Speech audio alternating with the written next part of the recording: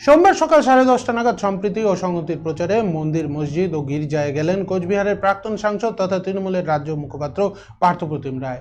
এদিন তিনি প্রথমে রাসমেলা ময়দান সংলগ্ন কুমার গজেন্দ্র নারায়ণ ঠাকুর বাড়িতে শিব মন্দিরে পুজো দেন এবং পরে তিনি কোচবিহার নতুন মসজিদে যান, সেখানে থাকা আবাসিকদের সাথে কথাবার্তা বলেন এবং এরপর তিনি সোজা চলে যান কোচবিহার নীলকুঠি চার্চে। সেখানে গিয়েও তিনি উপাসনা করেন এবং মোমবাতি জ্বালান।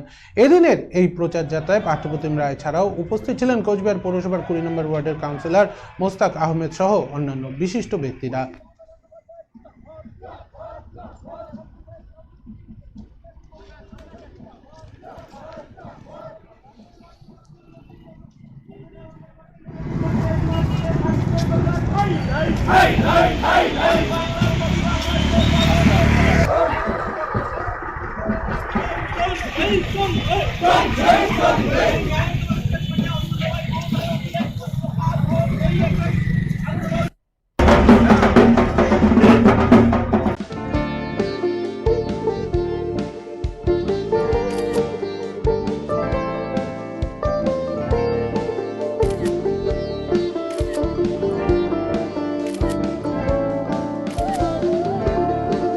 Kiara ma'am, shot ready. Just 1 second, huh?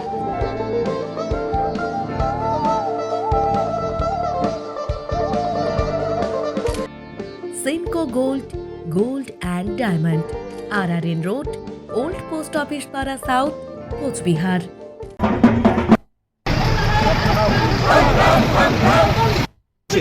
যেভাবে ভারতবর্ষের বহুত্ববাদকে নষ্ট করার চেষ্টা করা হচ্ছে তার বিরুদ্ধে সম্প্রীতির মিছিল আমরা করছি। আমি ব্যক্তিগতভাবে নিজেও যেমন আজকে সকালে পুজো দিয়ে মসজিদে গিয়ে গির্জায় গিয়ে প্রার্থনা করে সর্বধর্ম সমন্বয়ে আমরা বার্তা দিতে চাই। একইভাবে ধর্ম বর্ণ নির্বিশেষে সকলে মিলে একসঙ্গে পায়ে পা মিলিয়ে আমরা বিবেকানন্দ, নজরুল, রবীন্দ্রনাথ, নেতাজি, স্বামী বিবেকানন্দ তাদের আদর্শ মানুষের কাছে পৌঁছে দিতে চাই এবং সেই লক্ষ্যকে সামনে রেখে বাংলা তথা ভারতবর্ষের সম্প্রীতি সংহতিকে দৃঢ় করতে আমাদের আজকে এই সংহতি যাত্রায় পায়ে পা মেলানো।